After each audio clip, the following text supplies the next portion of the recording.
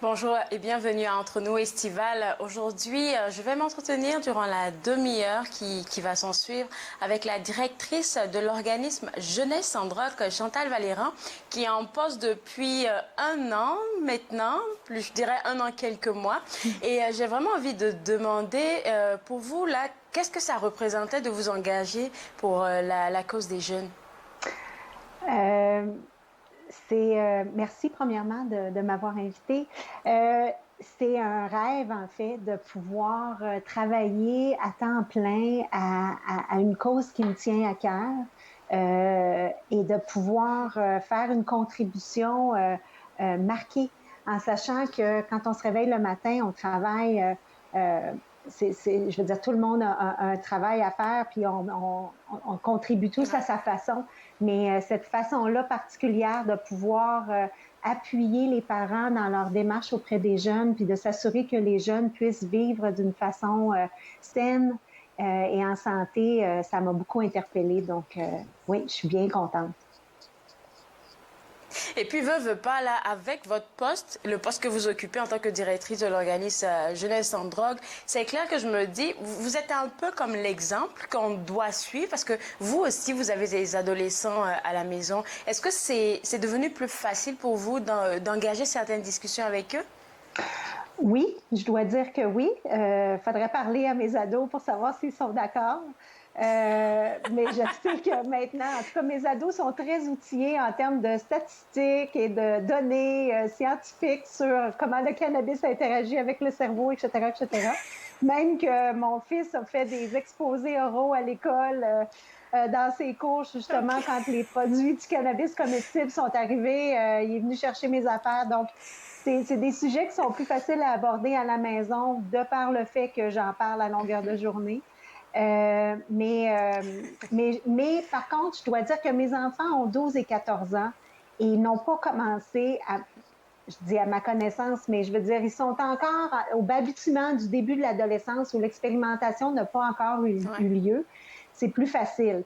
Je ne sais pas si j'étais un peu plus avancée dans ça, puis que le rythme de transition était là, j'aurais peut-être pas le même discours, mais oui, ça se fait assez facilement à la maison. Là, ils savent où est-ce que maman travaille, puis ils savent que j'aime bien ça, parler de mon travail, puis de partager avec eux des différentes expériences que j'ai la chance d'entendre au cours de mon travail.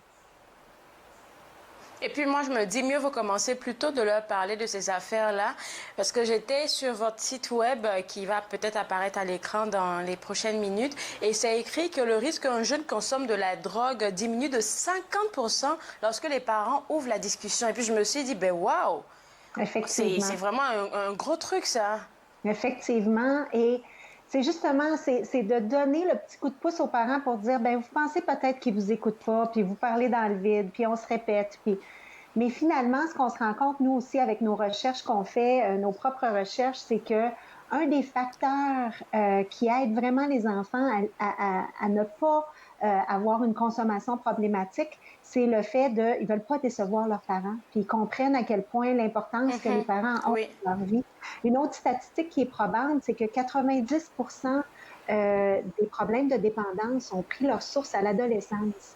Donc, si on est capable de faire une contribution directe, quand on dit que ce serait à 50%, on est capable d'aller aider, euh, c'est sûr que le plus rapidement possible, qu'on puisse en parler pour dédramatiser la chose, puis que ça devienne un fait normal.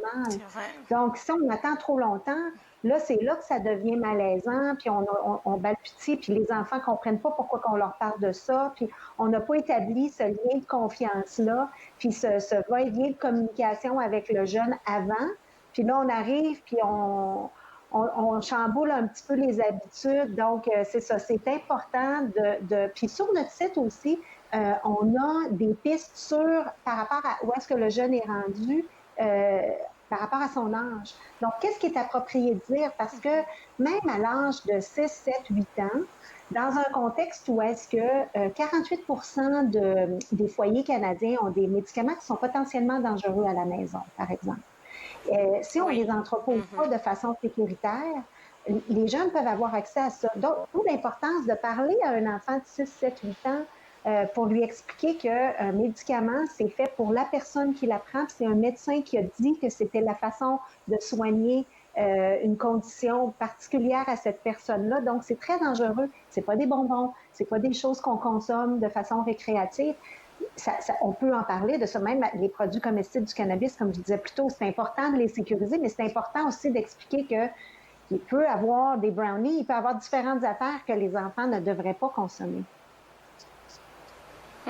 La meilleure approche pour parler à son jeune, de ce que je comprends de votre approche tout à l'heure, là, c'est vraiment de structurer notre message par rapport à l'enfant, par rapport à l'âge de l'enfant.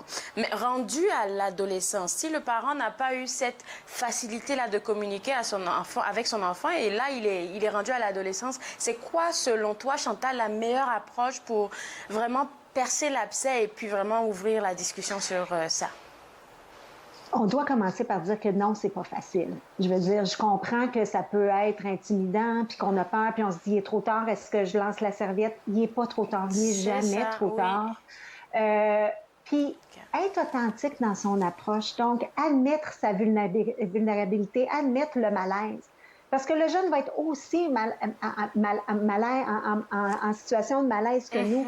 Donc, le dire, écoute, je sais que c'est pas facile de parler de ça, puis je me sens pas à l'aise là-dedans, mais c'est important pour moi qu'on puisse en parler, puis peut-être que ça sera pas parfait la première fois qu'on va en parler, mais j'aimerais ça qu'on puisse aborder la conversation, puis quitte à ce qu'on en reparle plus tard, mais tu sais, accompagner le jeune là-dedans, mais de ne pas se positionner en expert. On n'est pas nécessairement expert, mais on est expert en tant que maman ou papa de cet enfant-là.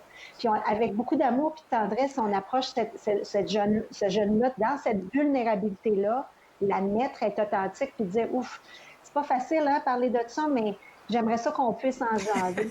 Puis peut-être une façon aussi, c'est de ne pas nécessairement cibler le jeune dans sa consommation en particulier. Le prendre comme un fait divers, de dire, écoute, maintenant, le cannabis est légal, par exemple.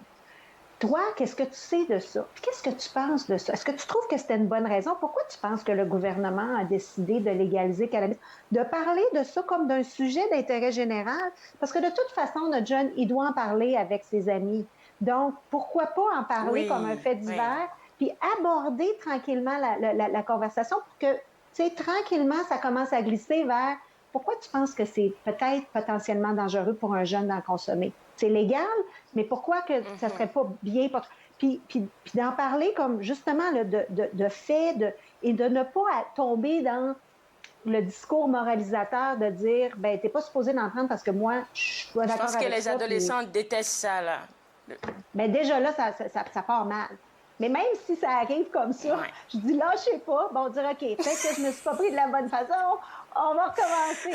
Parce que, je veux dire, on est parents toute notre vie. Je suis encore la fille de mes parents. Mes parents s'inquiètent encore de moi. Donc, c'est important d'apprendre, de grandir ensemble. On le fait constamment. Quand on a un petit bébé, au début, on n'a pas le manuel, on ne sait pas comment ça marche, pourquoi il ne dorme pas, comment ça, je ne suis pas capable d'allaiter. C'est-à-dire, on apprend au fur et à mesure, puis c'est la même affaire. Je pense que c'est l'apprentissage d'une vie, être parent. Tu as dit tout à l'heure, en début d'émission, Chantal, ça m'a fait tiquer là que les dépendances commencent très tôt dans l'adolescence. Selon toi, à quel âge que de l'adolescence, bien évidemment, l'enfant, le jeune, il est susceptible de développer une dépendance? Je ne sais pas s'il y a un âge particulier, mais ce qu'on sait, c'est qu'il y a des rites de passage à l'adolescence. Puis ces rites-là, des fois, sont différents, même d'une province à une autre. Je m'explique. Un jeune qui est au primaire du côté du Québec, le passage de la 6e année à secondaire 1, c'est une grosse affaire. Donc, ils changent d'école, ils vont être avec du monde de secondaire 1 à secondaire 5. C'est un rite de passage où est-ce qu'on entre officiellement dans l'adolescence. Et ça se fait à l'âge de 12 ans, 12-13 ans. Et là, il y a différents amis, il y a différentes habitudes de vie, on voit différentes façon de se comporter, puis c'est ça. Alors, il y a ça. Du côté de l'Ontario, il y a quand même, je veux dire, 12-13 ans, c'est quand même important d'en parler, mais on voit que tout dépendant dans quel système scolaire ils sont, le passage de la 8e à la 9e année, c'est un autre grand rite de passage pour nos élèves du côté de l'Ontario, surtout du côté anglais. Du côté français, des fois, c'est de 7 à... Ça commence dès la 7e année, mais je pense qu'il faut vraiment être à l'affût de ces grands passages-là. Si notre enfant, par exemple, change d'école ou change de groupe d'amis, il va être plus susceptible à être vulnérable à justement vouloir plaire, vouloir se faire des nouveaux amis, être plus sensible à des pressions sociales, de faire des expérimentations plus tôt, ou même juste par rapport à s'outiller pour être moins gêné, avoir moins d'anxiété. C'est là qu'il faut faire attention, puis il faut bien accompagner le jeune, puis justement lui demander comment ça va, être au courant de ce qui se passe dans sa vie, puis pas de façon à faire une inquisition, mais de savoir comment ça va, tu te fais-tu des bons amis, es-tu heureux dans ton nouveau milieu de vie? Mm-hmm. Est-ce qu'il y a des signes qu'un parent, comme tous les autres, devrait vraiment observer pour savoir si son jeune y va bien ou pas? Effectivement. Bien, comme on dit, premièrement, on encourage une conversation en continu, donc c'est pas, faut pas attendre que ça commence à aller mal. Donc, on devrait avoir une bonne indication au fur et à mesure qu'on est avec notre jeune. Mais cela dit, s'il y a des habitudes qui tout à coup changent, si on s'aperçoit qu'il y a des changements radicaux au niveau de leurs amis, ils se tiennent plus avec les mêmes personnes, on les connaît pas, on les voit jamais. Ils passent pas nécessairement du temps à la maison, des habitudes par rapport à leurs habitudes de sommeil aussi. Puis là, je veux dire, je mets un bémol, je comprends que les ados dorment plus tard, se lèvent plus tard, puis là, en plus, on a eu une drôle de situation avec la pandémie, etc. Mais de façon générale, les habitudes de vie, si un jeune est passionné par un sport et tout à coup délaisse ce sport-là, si un jeune délaisse des hobbies qui étaient chers à eux, c'est tous des petits signaux qui font qu'on devrait commencer à se poser des questions. Si, de façon générale, on avait un jeune qui avait de l'anxiété, puis que tout à coup, il n'y en a plus du tout, il y a peut-être, juste à savoir, tant mieux, peut-être que l'adolescent va mieux, mais comment cet adolescent-là, justement, est en train de trouver des mécanismes pour s'aider. Puis là, essayer de poser ces questions-là, à savoir comment ça va. Ouais. Là, le monde peut-être qui nous regarde se dit « Oh, mais la directrice de Jeunesse en drogue, elle nous donne tellement d'outils, mais on n'est pas vraiment comme... On ne sait pas comment s'y prendre. » Je pense qu'on va parler de vos différentes campagnes après la pause. Je te garde avec moi, Chantal, et vous aussi d'ailleurs. Vous regardez Entre nous Estival, exclusivement sur les ondes de TV Rogers.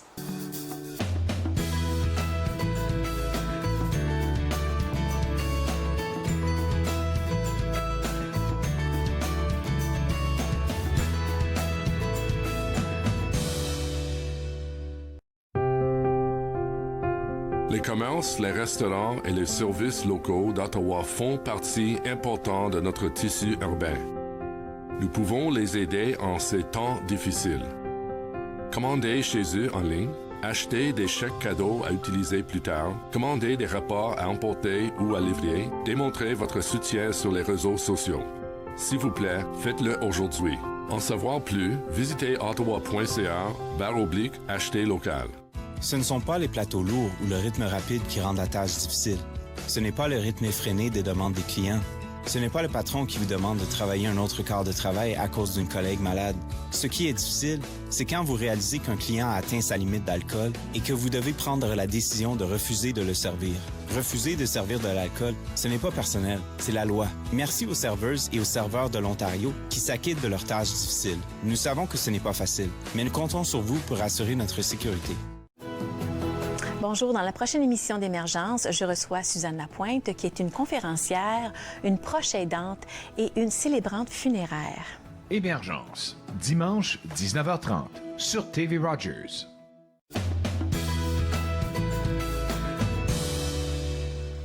De retour à Entre nous Estival, toujours avec Chantal Valérand, la directrice de Jeunesse sans drogue. Et on a parlé de comment on pouvait ouvrir la discussion pour parler de consommation des différentes substances avec nos jeunes. Et je retiens que tu as dit c'est la franchise. Il ne faudrait pas y aller comme un expert, mais juste être franc, ouvrir la discussion tout simplement avec son jeune. Oui, effectivement. Puis c'est ça, d'y aller en authenticité, d'admettre son malaise, d'admettre que j'ai pas toutes les réponses.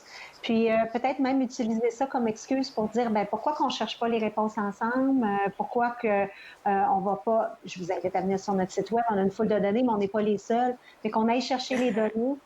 Ça peut même amener dans un contexte où est-ce qu'on est en été puis on cherche des petits projets, de dire, ben sais-tu quoi, moi, je vais faire ma recherche, toi, tu fais la sienne, puis pourquoi qu'on compare pas ce qu'on a vu après puis qu'on puisse en débattre. Donc, c'est une façon d'approcher la chose sans justement où est-ce qu'il y a le rôle vraiment de parent qui va dire à l'enfant qu'il ne devrait pas faire X, Y, Z, mais sans être capable d'aller explorer un petit peu plus loin de pourquoi ça m'inquiète. Mais il ne faut pas être gêné de le dire aussi qu'en tant que parent, écoute, ça m'inquiète qu'il y a des magasins de cannabis qui roulent sur notre rue. Est-ce que tu en as entendu parler? J'ai peur que ce soit plus accessible pour toi. Toi, qu'est-ce que tu en penses? Vraiment, puis aller solliciter au lieu justement que ça... Puis ça va être difficile au début. On va avoir des enfants qui vont dire, ben, je sais pas, j'ai rien à dire. Mais à ce moment-là, il y a moyen de dire, OK, tu n'as peut-être rien à dire maintenant. Je te prends par surprise. Pourquoi tu y penses pas? Puis sais-tu quoi? Demain, on va en reparler. Puis tu vas avoir le temps d'y penser d'ici ce temps-là. Puis ça force l'enfant à faire un cheminement aussi, puis à développer une réflexion, puis savoir que son opinion est importante. Oui, c'est tellement vrai là. Et puis en tant qu'organisme, là, ce que je disais même avant la pause, c'est que vous outillez vraiment, je dirais, de la meilleure des manières les parents pour pouvoir parler de ces sujets-là avec les enfants. Et je veux faire référence à la légalisation de la marijuana parce que je sais que dès que ça a été, c'était comme un projet pour la légalisation, tout de suite, vous avez commencé avec des campagnes. Et une campagne qui m'a vraiment, moi, touchée, c'est les méchants jujubes. Je ne sais pas si les gens pourront avoir encore accès à ça sur votre site web qui apparaît à l'écran, mais ça, c'est une campagne vraiment... C'est une campagne qui, oui, elle est drôle, mais en même temps qu'elle outille les parents, mais elle outille le jeune en même temps. Oui, oui. Mais c'était le double objectif. Premièrement, on voulait interpeller les gens dans l'humour, dans la candeur, encore là, en se prenant pas trop au sérieux. Donc, nos méchants jujubes, c'est dans cette optique-là que ça a été développé pour justement, encore là, utiliser ça comme tremplin de conversation, que le parent puisse amener ça aux jeunes. As-tu vu cette annonce-là? Qu'est-ce que tu en penses, toi? As-tu entendu parler des produits comestibles? Qu'est-ce que ça veut dire? Alors, il y avait des pubs télé, on les a encore, ils vont rouler maintenant jusqu'à la fin juillet. Des pubs radio aussi, des pubs imprimées. Mais aussi, on amène les parents sur notre site. Puis l'important, c'était vraiment d'être capable aussi de souligner la différence d'effets ressentis quand on ingère du cannabis par rapport à quand on l'inhale. Et il y a peut-être des parents qui le savaient déjà, mais nous, on part avec la prémisse qu'on parle à 80% de la population qui n'était peut-être pas au courant. Puis d'outiller les parents pour avoir cette information-là, mais outiller les parents pour qu'ils puissent passer cette information-là à son jeune. Puis peut-être que le jeune, il le savait déjà, mais aussi, c'est encore là, on peut avoir une conversation, dire « Ah, toi, tu le savais, moi, je ne savais pas ça. Puis pourquoi tu penses que ça peut être plus risqué ou moins risqué, tu sais, parce qu'un jeune peut avoir, par exemple, l'impression que de manger un biscuit, c'est moins dangereux que de fumer un joint, par exemple. Et de pouvoir parler des... Oui, exactement, de pouvoir parler des différences de risques associées à ce genre de consommation-là. Donc, c'était l'optique de la campagne, de faire parler les gens. C'est toujours difficile, c'est 30 secondes une pub télé. Mais à partir de là, c'est de déclencher la réflexion puis de dire « Ah, ben je vais aller chercher un petit peu plus d'informations puis je vais en parler avec mon jeune. » Et puis, puisqu'on vous a en même temps, Chantal, ce serait intéressant même de faire passer le message parce que moi, si c'est pas parce qu'on en avait parlé, vous et moi, je savais pas que c'était si dangereux, en fait, ces petits, je vais dire, ces dérivés-là du cannabis parce qu'un bonbon, on le prend, c'est vite fait. Un biscuit, on le prend, c'est vite fait. On ne sent pas l'effet, mais vous m'avez mentionné que c'est dangereux à la langue parce que ça prend du temps avant de faire effet. Oui, exactement.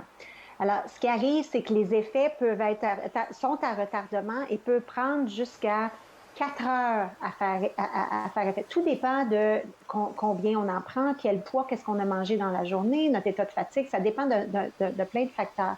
Et dans l'optique d'un jeune, puis c'est ce que j'utilise souvent comme scénario. Par exemple, on te demande d'aller à une fête, puis tu t'en vas rejoindre tes amis. Et puis là, si je te dis, prends un biscuit, puis tu vas attendre 2 heures au moins pour commencer à sentir les effets, pendant qu'il y a des gens qui consomment d'autres choses. Ou, je veux dire, est-ce que c'est réaliste de penser que la personne, que le jeune va prendre un biscuit, puis il va attendre? Probablement, ce qui arrive dans plusieurs des cas, c'est qu'il y a une surconsommation puis un mélange de substances. Donc, un biscuit, je ne le sens pas, 2 biscuits, 3 biscuits, 4 biscuits, là, ça devient problématique. Et ou je vais prendre un shooter, je vais prendre une bière avec, puis là, on mélange, puis là, c'est là que les effets sont quintuplés, puis on ne sait pas trop comment ça va affecter ton corps parce que les jeunes sont dans l'expérimentation. Et le danger, à l'opposé de ça, c'est le jeune dit, moi, je sens rien, c'est plate, je m'en vais chez nous. Prend son vélo, marche, et là, les effets sont déclenchés. Ou un adolescent qui est en âge de conduire prend le volant et se sent parfaitement correct. Puis avec raison, parce que les effets ne sont pas encore ressentis. Et là, tout à coup, se retrouve au volant de la voiture et là, les effets se font sentir. Donc, on essaie d'outiller les jeunes pour ils soient conscients de ça et de leur faire confiance avec le jugement, dans l'optique où est-ce qu'ils décideraient d'en consommer, mais qu'ils le savent au moins, qu'ils le fassent en connaissance de cause de voici comment mon corps va réagir à ça, je vais contrôler l'environnement dans lequel je suis, je vais contrôler les gens avec qui je suis, je vais savoir comment je vais me rendre à la maison, que tout ça, ça a été fait avant. Puis on sait que les adolescents, ce bout-là de leur cerveau, on appelle ça le cortex frontal, n'a pas été développé. Ça prend jusqu'à 25 ans pour développer tous ces beaux outils-là de jugement puis de séquentiel quand on pense à ce qu'on va faire. Donc, c'est là notre rôle de parent, qu'on puisse les amener à dire, ben, t'as-tu pensé qu'il pourrait arriver ça? T'as-tu pensé qu'il pourrait arriver ça? Puis travailler les scénarios ensemble.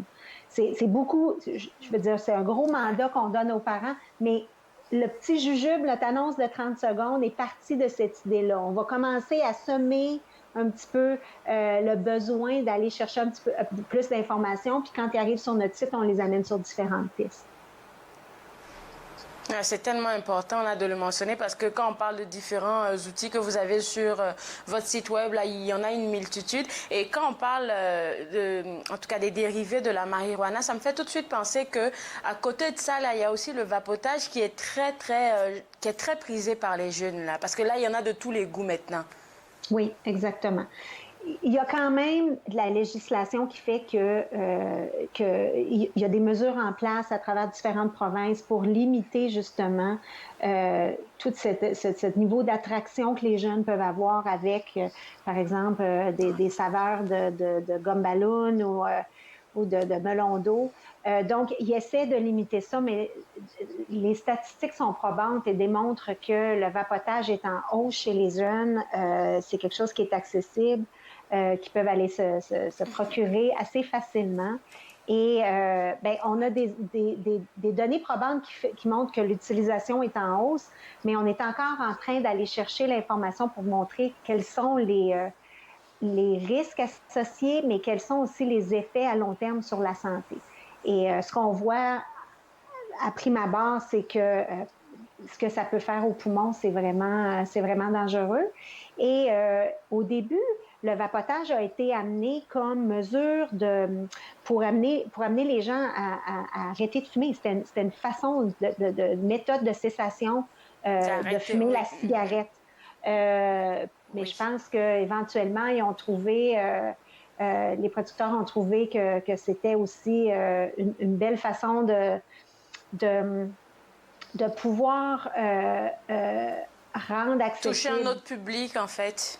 Oui, bien, pas qu'ils ne ciblent pas directement les jeunes, mais les jeunes sont très réceptifs à la publicité qui est faite sur le vapotage. Oui, mais il y a aussi des informations. Ça ne veut pas dire qu'il faudrait tout de suite interdire à son jeune, mais comme tu l'as dit, là, toujours aller dans la discussion franche et puis peut-être aller rechercher des ressources sur le www.jeunessesandrogue.org. Est-ce que vos campagnes, là, il y a vraiment un réel impact? Est-ce que vous avez des retours, par exemple, de parents, de jeunes? On a des retours de parents, de jeunes, de façon... Mais il y a beaucoup de stigmatisation qui est associée, il y a beaucoup de tabous qui est associé à la consommation de drogue de façon générale. Donc, quand on essaie d'aller chercher des témoignages, pour être honnête, c'est pas facile. De façon générale, les gens vont dire qu'ils sont très réceptifs à nos messages, mais quand on essaie d'aller un petit peu plus loin, il y a encore beaucoup de tabous. par rapport à la consommation de drogue. Donc, c'est plus difficile. Mais par rapport à notre impact, il y a quelques années, il y a 2 ou 3 ans, on avait fait une recherche avec l'Université McGill pour aller chercher c'était quoi justement l'impact d'un parent qui prenait nos outils et qui appliquait ça avec son jeune, dans une optique où on disait que ça avait un impact à presque à 50 % à inciter les jeunes à soit retarder leur expérimentation ou de ne pas en prendre.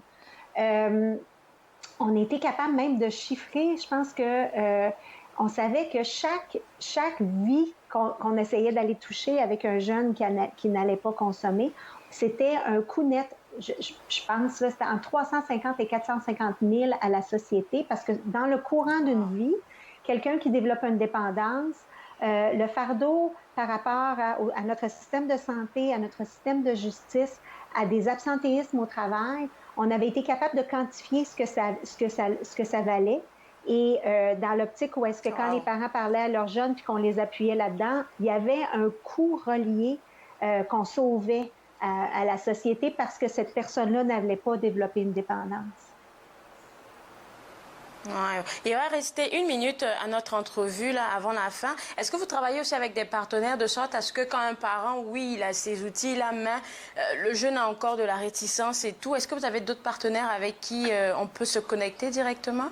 On se veut être la porte d'entrée pour pouvoir diriger le parent par rapport à leurs besoins. On ne fait pas d'intervention directement. On est vraiment, nous, en prévention-éducation, mais on est avec des partenaires à travers les différentes provinces. Donc, si un parent a un problème un peu plus pointu, a besoin d'accompagnement plus personnalisé, a des questions plus précises ou un jeune qui est vraiment plus avancé dans sa consommation, peuvent venir sur notre site web et même juste en indiquant la province dans laquelle il habite, on est capable de lui donner des pistes de solutions à même notre site, oui. Je suis pas mal sûre que là, pour la prochaine année, il y a plein de projets qui se préparent. Est-ce que en quelques 20 secondes, tu peux nous dire un projet phare qui est en train de se peaufiner pour la prochaine année? Oui, bien sûr. L'année dernière, vers ce temps-ci de l'année, au mois d'août, on avait lancé une campagne qui était la Fée des pilules. Encore là, dans un esprit humoristique où est-ce qu'on invitait les gens à faire le ménage de leur pharmacie à la maison et de retourner tout produit périmé à la pharmacie, justement pour ne pas rendre ça accessible à des jeunes. On va poursuivre avec notre Fée des pilules cette année dans un autre contexte, dans un contexte où est-ce que les gens sont moins mobiles, mais on avait eu bien du succès avec notre fameuse Fée des pilules qui ressemblait à fait un bûcheron, quasiment. Mais c'était pas la fée clochette. En tout cas, ça va. Donc, merci beaucoup, Chantal, d'avoir partagé toutes ces informations avec nous. Merci à vous. Au revoir.